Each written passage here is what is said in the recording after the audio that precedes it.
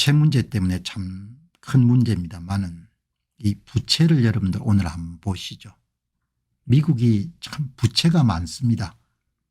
1년에 2조 달러 2800조 정도 세금 수입보다도 지출이 많은 거죠.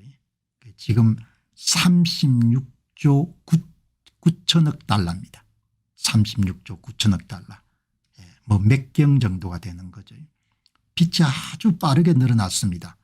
보시게 되면은 빚이 여러분들 얼마나 빠르게 늘어났는가 하니까 여기 보시면은 2000년도에 미국 국채 누적 총액이 5조 7천억 달러 2010년에 14조 달러 2020년에 27조 7천억 달러 지금 36조 9천억 달러인 겁니다. 미국의 재정 적자가 어마어마하게 문제인 겁니다. 그러니까 이게 여러분도 그냥 직관적으로 보실 때 기하급수적으로 빚이 늘어나는 겁니다. 세금 수입보다 돈을 많이 써서 그런 거죠. 그래서 제가 몇 번 말씀드렸지만 오늘 방송에 도움이 되기 때문에 이 미국의 적자 규모가 36조 9천억 달러 이자가 1년에 여러분들 1조 2천억 달러입니다.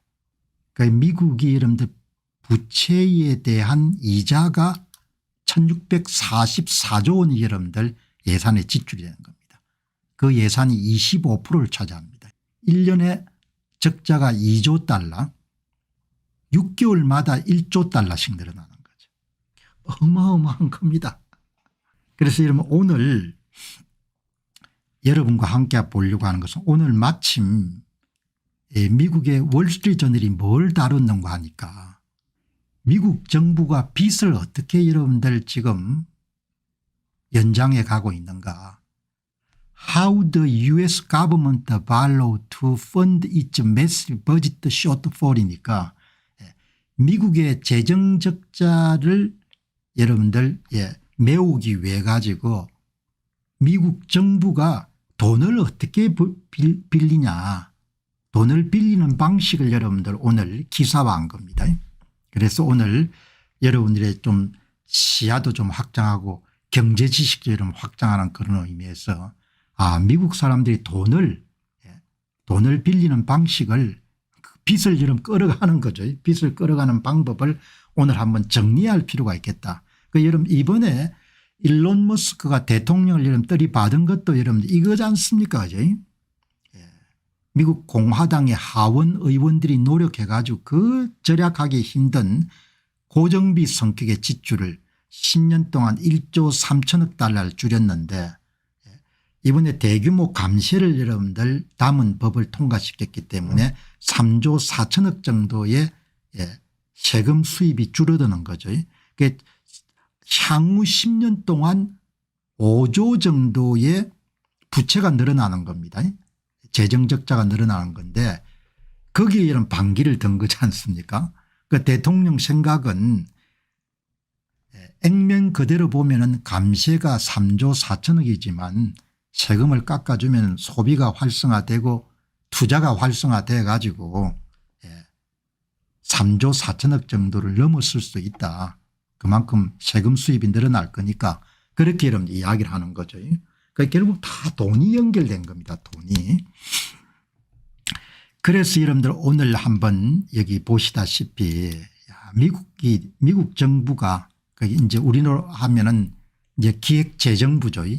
옛날에 한국은 재무부 미국 이름은 미재무부지 않습니까? 미재무부. 미재무부에서 이제 채권을 발행하지 않습니까? 국채를 발행하는데 빚이 어떻든 여러분 이렇게 천문학적으로 빨리 늘어난 겁니다. 빚의 규모가 이게 이러면 다 누가 지고 있는가 미국 국민들이 지고 있는 거죠.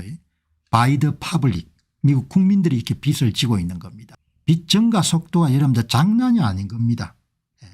어마어마하게 여러분들 이렇게 빨리 늘어난 겁니다. 그럼 여러분 이게 핵심이 뭔가 하니까 개인하고 똑 마찬가지입니다. 수입에 비해서 지출이 큰 겁니다. 수입에 비해 가지고. 바이든 행정부 때 살림을 얼마나 엉망진창으로 살았는가 하니까 2024년 한 해 동안만 1조 7천억 달러 이런 적자가 발생한 겁니다. 미국도 이렇게 만만치 않은 문제입니다. 어마어마하게 문제가 많은 거죠.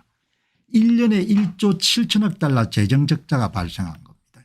2024년 한 해 동안. 간단하게 개인과 마찬가지로 돈을 많이 쓴 겁니다. 수입 대비해 가지고. 이 월스트리트저널이 이런 차트를 잘 만들었네요. 미스매치, 지출과 수입이 잘 맞지 않았다는 겁니다. 여기 보시게 되면은 여기에 갈색은 지출이고 이런 밑에 여러분들 초록색은 수입입니다. 그러니까 2000년까지는 수입이 많을 때도 있었는데 2000년부터 지난 한 20여 년 정도는 매년 여러분들 지출이 더 많은 겁니다. 그리고 지출이 수입보다 그 폭이 점점 늘어나는 겁니다. 여기 2020년이니까 이때는 아마 코로나 때문에 돈을 또 더 많이 풀었죠. 2024년 한 해만 1조 8천억 달러의 재정 적자가 발생합니다. 수입에 비해서 돈을 많이 쓴 겁니다. 그 여러분 보시게 되면은 이제 돈 여러분들 빚 갚아가는 것은 미국은 간단합니다. 만기가 되는 국채만큼 또 국채를 신규로 발행하는 겁니다. 그거를 영어 표현으로 new issue라고 그렇게 이야기합니다. 만기가 돌아오는 분량만큼 미국 국채를 또 여러분들 다시 발행해 가지고 그만큼 채우는 겁니다. 만기가 돌아오는 분량만큼 신규 발행해서 메우는 겁니다. 메우는 거죠. 그러니까 여기 보시게 되면은 new issue treasury 미 재무부가 2025년에 발행한 새 채권입니다. 달마다 여러분 1월 달에 여기 이제 보시게 되면 이 푸른색이 중기 채권 그다음에 이게 여러분 중기 채권 이제 이게 여러분들 만기가 돌아오면은 이만큼을 또 다시 여러분들 발행을 하는 겁니다. 만기가 돌아오면 이걸 또 다시 발행하고 이만큼 돌아오면 또 다시 만기가 발행하고 그래서 빚을 계속 리볼버라고 하죠. 그러니까 매주 거의 매주 국채시장이 여러분들 열어 가지고 옥션을 하죠. 얼마에 여러분 파는 겁니다. 계속. 그러니까 이제 여기 채권 종류도 굉장히 다양합니다. 정식 명칭으로 트레저리 빌 하면은 그건 단기 채권입니다. 4주, 13주, 26주, 52주. 그래서 워렌 버핏이 그러지 않습니까? 내가 죽고 나면은 남은 유산을 90%는 미국의 S&P 500을 추종하는 그런 상장지수펀드 ETF에 투자하고 10%는 단기 국채에 투자해라. 이게 단기 국채가 바로 T빌입니다. 그다음에 중기 국채 2년에 10년짜리 만기가 2년짜리 3년짜리 5년짜리 10년짜리가 있겠죠. 이게 트레저리 노트 이건 노트라는 걸 씁니다. 그것을 T노트 그다음에 장기 국채 이걸 트레저리 본드라고 하죠. T본드. 그게 4주 13주 26주 52주 2년짜리 10년짜리 20년짜리 30년짜리 그걸 계속 신규로 발행해 가지고 돌아오는 만기가 돌아오는 만큼 여러분들 신규로 여러분들 발행을 해 가지고 누군가 계속 사줘야 되는 거죠. 사주지 않으면은 그럼 가격이 떨어질 수밖에 없지 않습니까? 그러면 이제 조달 비용인 금리가 오르는 거죠. 이렇게 해서 이제 빚을 이제 여러분들 한번 여기 보시게 되면 미국 정부의 국채 조달 방법 트레저리 빌 1년 이하짜리입니다. 트레저리 노트 중기 2년 10년 트레저리 본드 20년 30년 TIPS는 익숙한 건 아닌데 약간의 인플레이션을 여러분들 방어하는 그런 그 미국채고 그리고 여러분 이익률은 조금 더 낮을 겁니다. 그래서 이제 미국에서 예를 들면은 퇴직하신 분들은 채권을 주로 은행이 발행한 CD나 아니면 이렇게 미 재무부가 발행한 국채를 가지고 뭐 4주, 13주, 26주 그래 돌아가면서 계속 사가면서 이렇게 여러분들 4% 5%짜리를 이렇게 여러분 이자를 받아서 생활하시는 분들도 많죠. 이렇게 여러분 딱 정리를 하시면 되고, 미국 정부는 뭐 구체적으로 하면 미 재무부입니다.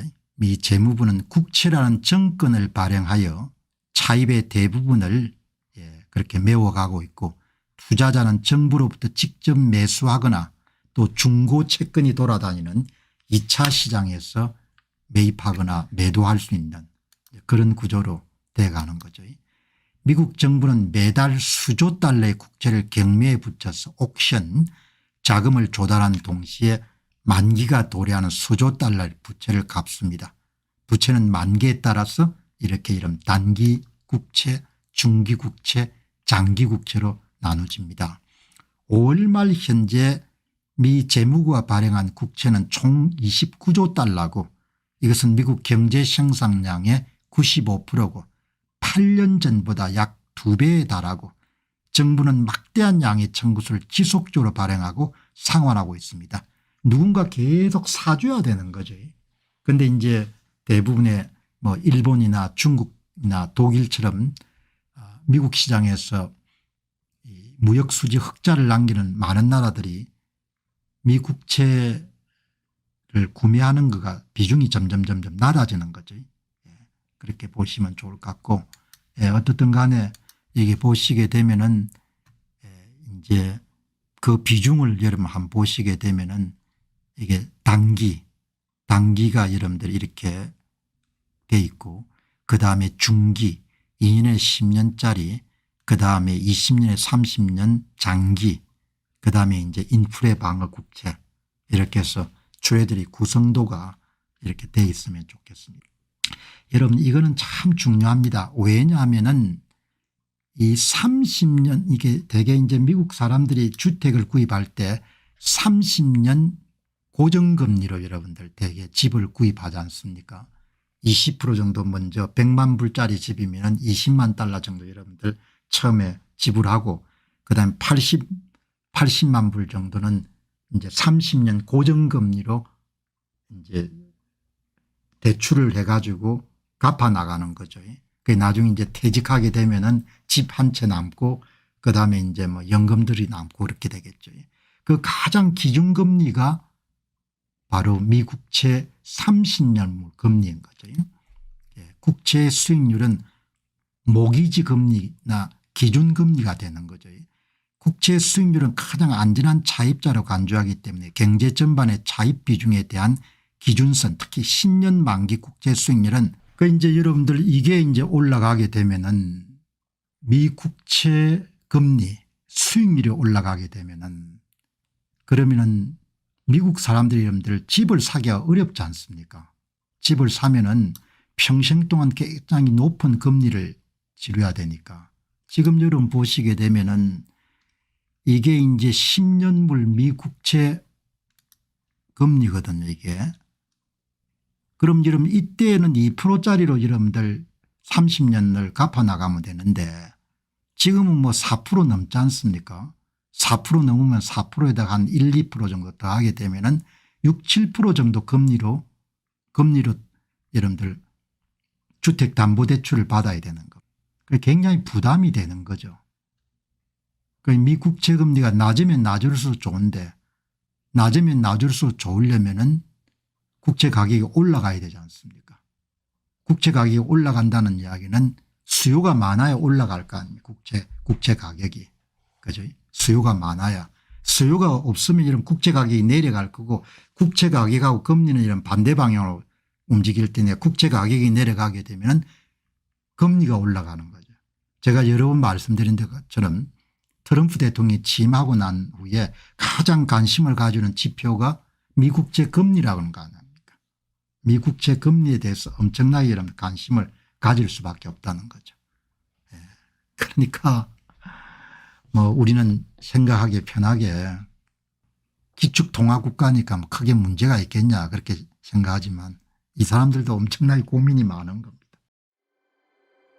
안녕하십니까, 공병호입니다. 그동안 공병호 TV는 선거 공정성 회복과 자유민주주의 체제의 보존과 발전을 위해 노력해왔습니다. 이런 노력들이 지속될 수 있도록 공병호TV의 정기 후원 프로그램이자 멤버십 프로그램을 소개해드립니다. 뜻 있는 분들의 관심과 동참을 부탁드립니다. 선거 공정성 회복을 위한 노력을 지지하시고 훌륭한 나라 만들기에 동참하시는 시청자분들이시라면 구독 버튼 바로 옆에 있는 가입 버튼을 통해서 정기 후원 프로그램에 가입할 수 있습니다. 가입 버튼을 누르시면 공병호TV의 후원자가 되시게 됩니다. 여러분의 후원이 선거 공정성 회복을 위한 노력에 힘을 더할 수 있을 뿐만 아니라 자유민주주의 체제의 수호를 그리고 발전을 통해 여러분과 후손들의 삶에 빛과 소금이 될 것입니다. 특히 그동안 공병호TV는 선거 공정성 회복을 위한 노력 과정에서 채널 성장에 제약이 가해지는 불이익을 감수해왔고 지금도 그런 불이익이 계속되고 있습니다. 그럼에도 불구하고 너무나 중대한 문제이기 때문에 공병호TV의 노력은 계속될 것입니다. 여러분의 깊은 관심을 부탁드립니다. 감사합니다.